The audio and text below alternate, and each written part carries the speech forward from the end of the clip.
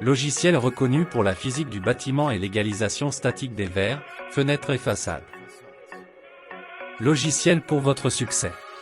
Sommetinformatique.com. Bonjour, j'aimerais vous souhaiter la bienvenue au webinaire d'aujourd'hui. Je m'appelle Sébastien Inmulé et dans les 30 prochaines minutes, je vais vous présenter notre logiciel. WINTHS pour la détermination du risque de fracture pour les contraintes thermiques. Notre webinaire d'aujourd'hui est divisé en deux parties. D'abord un court PowerPoint pour vous donner une vue d'ensemble du logiciel et dans la deuxième partie, nous allons entrer dans le logiciel et calculer un exemple.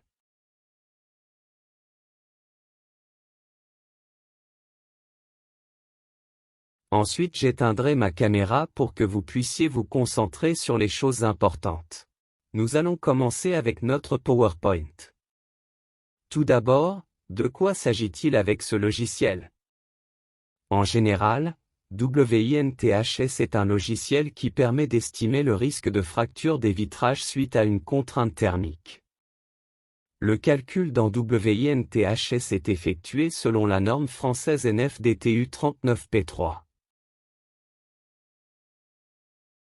Comment démarrer le logiciel ? Nous avons un bouton séparé pour WINTHS ici à sommet global.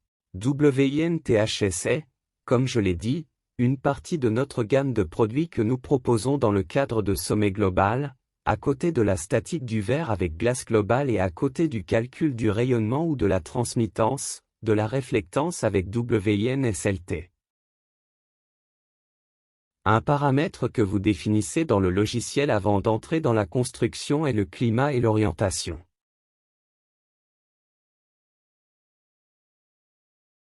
Cela signifie que vous avez un masque dans lequel vous définissez l'endroit où la vitre doit être installée et l'orientation de la vitre.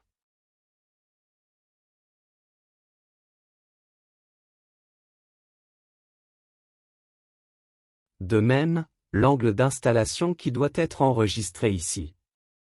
En ce qui concerne les emplacements, vous pouvez choisir parmi plus de 3600 emplacements dans WINTHS, répartis dans 178 pays.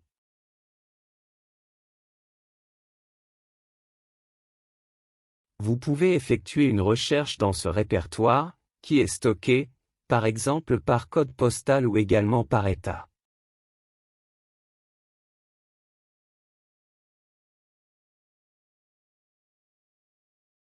Quelles sont les sources climatiques dont nous disposons ici ? D'où proviennent les données stockées dans WINTHS ? D'une part, nous recevons généralement les données du service météorologique allemand.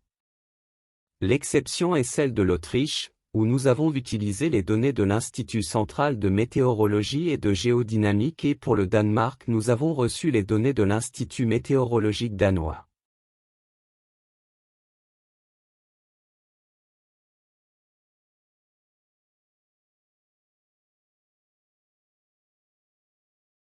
Un autre paramètre pour le calcul est, bien sûr, le montage de la vitre.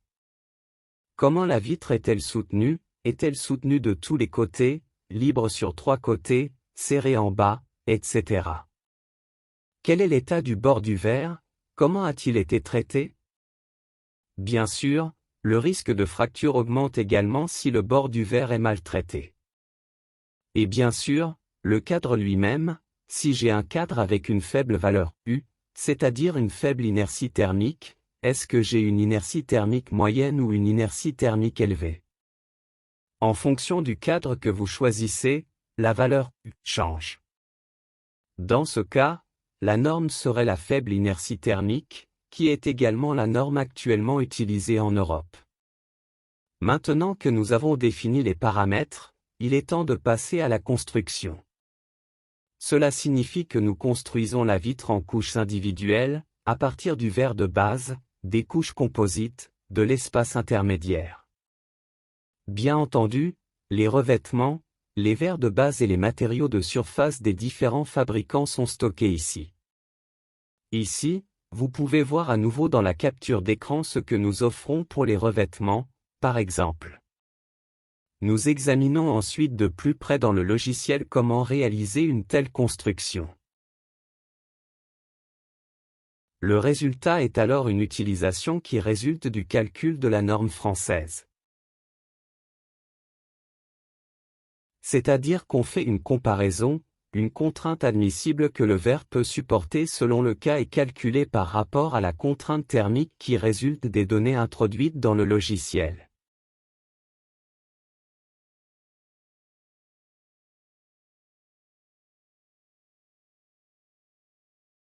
Dans un module d'évaluation, vous avez ensuite la possibilité d'afficher séparément la température pour chaque orientation et pour chaque point dans le temps. C'est-à-dire que vous pouvez choisir entre les différentes orientations, vous pouvez définir l'heure, ici nous avons 21 novembre 2014 heures par exemple, et ces distributions de température qui résultent ici sont alors également affichées en conséquence, afin d'aller plus loin dans le détail et d'identifier des situations d'installation spécifiques ou des situations liées au temps. Un autre point très important à noter sont les interfaces. Celles-ci sont possibles entre les différents modules de sommet informatique, c'est-à-dire que vous pouvez, par exemple, enregistrer et calculer une construction dans WINTHS. En passant à d'autres modules tels que WINSLT ou Glass Global, vous pouvez calculer ces constructions dans WinSLT pour le rayonnement, calculer la valeur UG, les niveaux de transmission et ensuite passer à Glass Global en même temps et faire calculer une vérification statique pour la construction que vous venez de faire. Le tout fonctionne dans toutes les directions, c'est-à-dire que c'est à vous de décider dans quel programme vous commencez la construction. C'était la courte introduction, c'est-à-dire que nous allons maintenant entrer dans le logiciel et y jeter un coup d'œil. Je vais démarrer WINTHS et me connecter ici.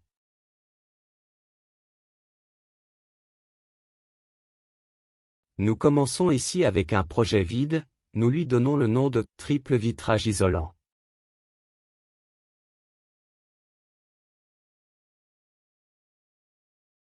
La tâche consiste maintenant à calculer un triple vitrage isolant avec une couche de protection thermique en position 5 et une protection solaire interne. Nous allons également calculer une variante de ce vitrage avec un autre verre dans la vitre centrale. Commençons par le côté gauche. C'est-à-dire que le climat vient toujours en premier, nous sélectionnons le climat.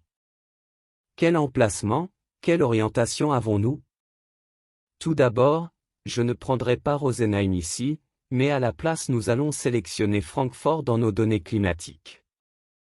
Cela pourrait tout aussi bien se faire via le code postal. Avec un double clic nous reprenons le tout et à la fin nous avons ces 4 jours standardisés, ces jours représentatifs pour lesquels nous calculons.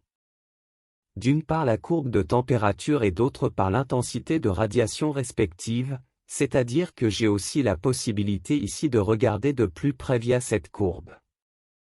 Comment est ma distribution de température par exemple pour 21 juin et bien sûr aussi l'orientation respective, ici je vais prendre le sud-ouest comme exemple.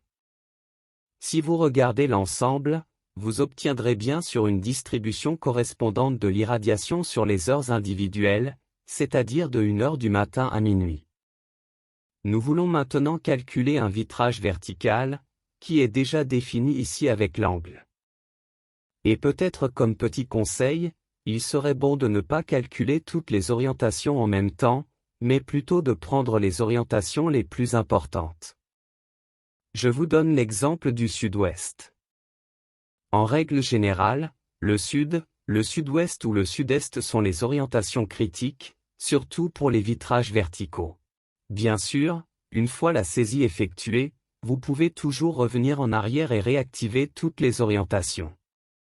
Ensuite, nous choisissons les cadres, nous double-cliquons sur les cadres. Nous voulons utiliser un support tout autour. Nous prenons également la coupe du bord du verre ici. Si vous prenez maintenant d'autres traitements ou d'autres degrés de traitement, cela aura un effet sur le risque de fracture. Cependant, la température ne dépend pas de cela, c'est-à-dire que la distribution de la température elle-même restera la même, mais le risque de fracture augmentera en raison de facteurs. Pour le cadre, nous allons maintenant choisir la faible inertie thermique, qui est en fait la norme que vous devriez presque toujours choisir. Les cas spéciaux comme celui-ci dessous, les deux catégories inférieures. Ces cas spéciaux s'appliquent par exemple lorsque quelque chose est encastré dans du béton, mais ils sont inhabituels. Donc utilisez une faible inertie thermique ici. Maintenant il est temps de définir la construction. Cela signifie que nous voulons d'abord un triple vitrage isolant avec un verre de sécurité feuilleté à l'intérieur et à l'extérieur. Nous prendrons un verre flotté neutre, un verre neutre. Je prendrai la norme sommet informatique. Bien entendu, vous pouvez à tout moment sélectionner des verres d'autres fabricants en double-cliquant ici. Ensuite, l'étape suivante serait une couche composite. Nous allons utiliser un film PVB ici et à ce stade, nous pouvons changer l'épaisseur. Nous la changeons simplement de 0.38 mm à 0.76 mm. Puis vient une autre vitre et l'étape suivante est l'espacement de l'argon.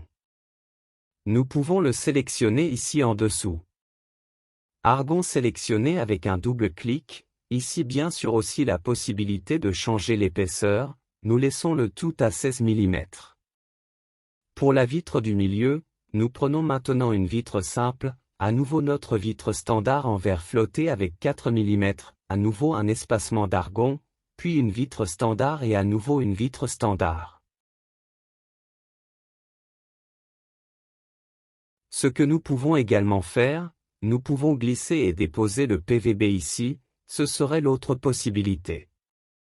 Double-cliquez pour modifier à nouveau l'épaisseur et entrez 0,76 ici en conséquence. Maintenant, nous avons déjà une construction de base, mais nous voulons encore entrer un revêtement sur la vitre intérieure, à la position 5.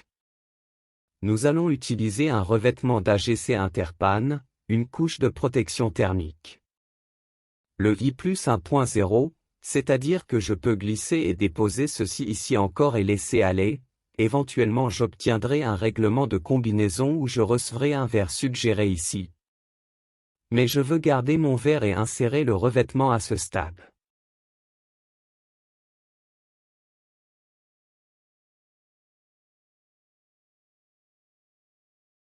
Ici nous aurions déjà construit le verre et maintenant nous voulons insérer une protection solaire comme un tissu intérieur à l'intérieur.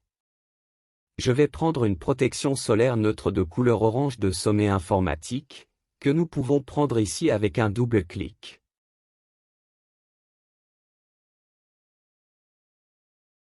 La protection solaire est ensuite insérée à l'intérieur. Ici, nous avons également la possibilité de modifier la distance entre le pare-soleil et le vitrage intérieur. Disons simplement 5 cm, c'est-à-dire 50 mm. Confirmons le tout, et nous en aurons terminé avec notre saisie. Cela signifie que nous pouvons maintenant jeter un coup d'œil sur le calcul, c'est-à-dire que je peux cliquer sur ce signe de somme ici, aller sur calculer et le système va alors calculer le tout pour nous. À première vue, la preuve serait OK, nous avons une utilisation de 83, presque 84%. Bien sûr, le maximum est du côté sud-ouest, car nous n'avons saisi qu'une seule orientation. Ici, vous pouvez également voir la vitre affichée et l'heure à laquelle l'utilisation maximale a lieu. Ce serait le 21e mars à 15 h. Nous allons jeter un coup d'œil à la preuve. Nous avons défini la construction en couches, ici encore en vue d'ensemble, vous avez montré le temps sur le côté droit où la température maximale est atteinte.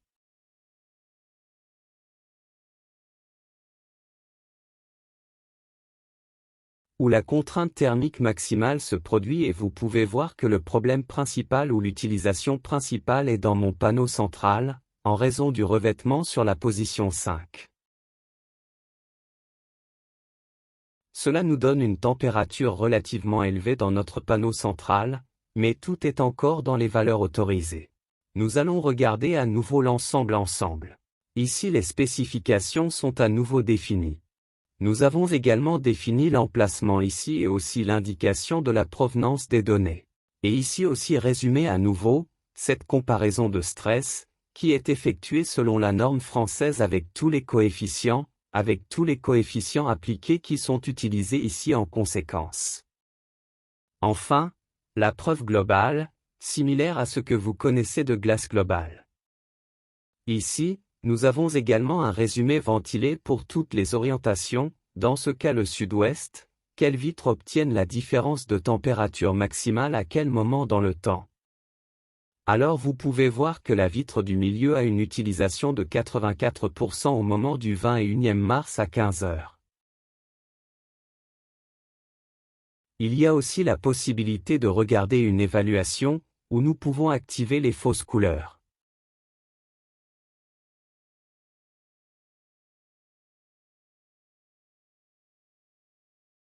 Nous avons vu que le sujet principal était le 21e mars.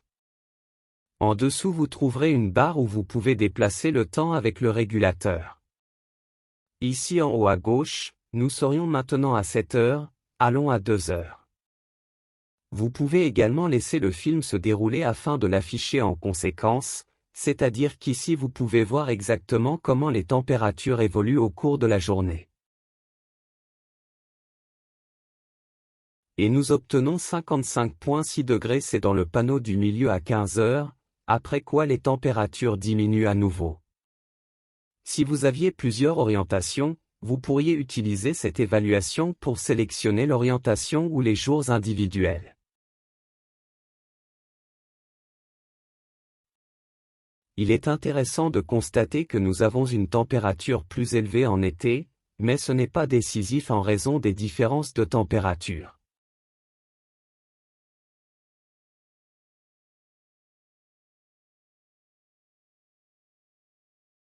Ce serait le premier projet calculé, c'est-à-dire qu'à ce stade il serait intéressant de varier. Ceci est aussi généralement offert par WINSLT ou Glace Global, c'est-à-dire que si vous avez calculé le premier projet, vous pouvez simplement le sauvegarder ici et nous pouvons maintenant faire un deuxième projet ou une deuxième position relativement facilement. C'est-à-dire que nous faisons une variante de notre triple vitrage, je clique sur l'ensemble ici et nous utilisons la fonction copier la position actuelle.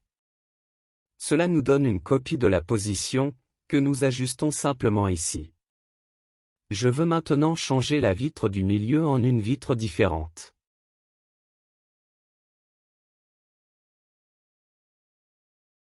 C'est-à-dire que nous utilisons simplement un verre vert pour le panneau du milieu, où ce verre standard est stocké.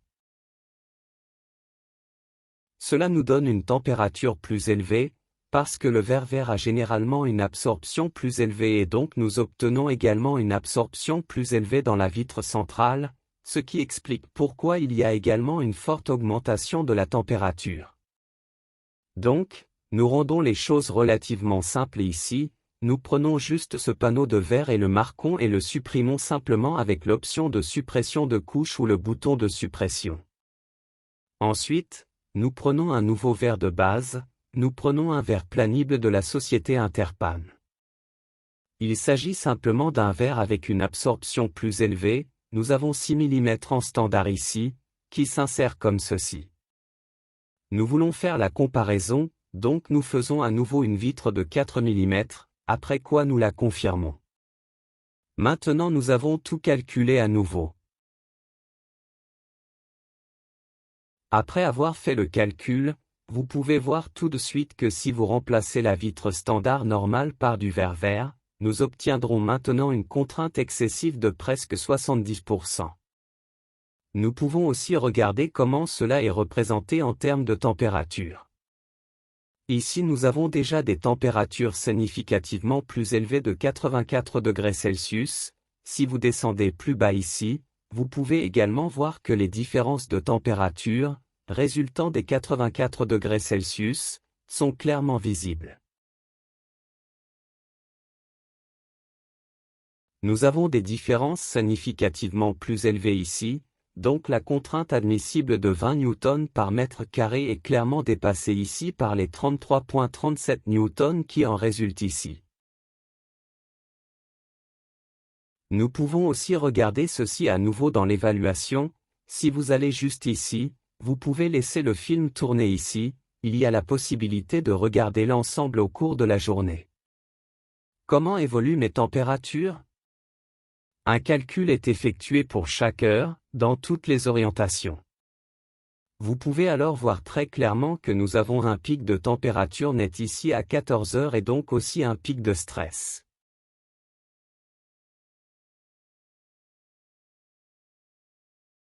Que pourrait-on faire pour améliorer ce résultat? Une possibilité serait de ne pas utiliser de verre vert, mais d'utiliser à nouveau du verre standard normal. Bien sûr, il existe d'autres options. Par défaut, tout le verre est déposé en tant que verre flotté, comme vous pouvez le voir ici à droite. Bien sûr, nous avons des contraintes admissibles relativement faibles pour le float, c'est 20 newtons que vous pouvez voir ici.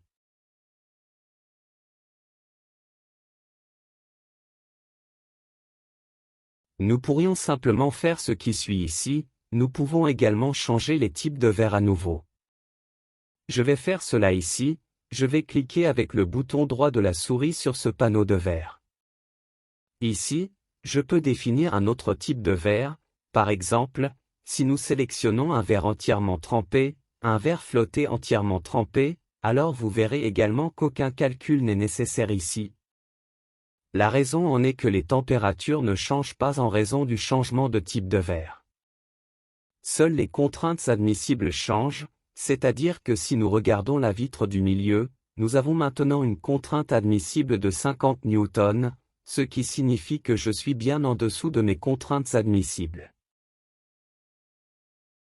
Nous pourrions également essayer de définir un autre type de verre à ce stade. Par exemple, le verre renforcé par la chaleur, peut-être que cela serait suffisant. Si vous choisissez le verre thermo-renforcé ici, nous serions toujours dans les limites des contraintes admissibles. Nous sommes déjà à 95% d'utilisation, mais ce serait une autre façon de modifier la construction, pour qu'elle soit correcte. Enfin, comme mentionné précédemment, nous arrivons aux interfaces. C'est-à-dire que lorsque nous sauvegardons notre projet, nous laissons simplement WINTHS et supposons que je veux calculer la statique de mon projet que je viens de faire, alors nous pouvons passer à glace globale ici. Nous avons alors également cette construction, que nous venons de définir, stockée en conséquence et nous pouvons immédiatement calculer la statique, en supposant que nous avons spécifié certaines charges, etc. Ici nous aurions également une utilisation statique de 86% et l'ensemble fonctionnerait également dans la direction de WINSLT. C'est-à-dire que nous allons simplement dans WinSLT, nous regardons également la construction à nouveau ici et nous avons tout calculé. En conséquence, nous pouvons enlever les fausses couleurs et regarder la distribution de la température avec les conditions de référence standard, également ici la valeur UG. UG ne fonctionne pas à ce point, bien sûr, parce que nous avons une protection solaire ici. Fondamentalement, vous pouvez également calculer ce projet un à un dans WinSLT. Ceci m'amène à la fin du webinaire d'aujourd'hui. Nous vous remercions d'y avoir participé. Nous serions heureux que vous participiez également à notre prochain webinaire. Merci et bon week-end.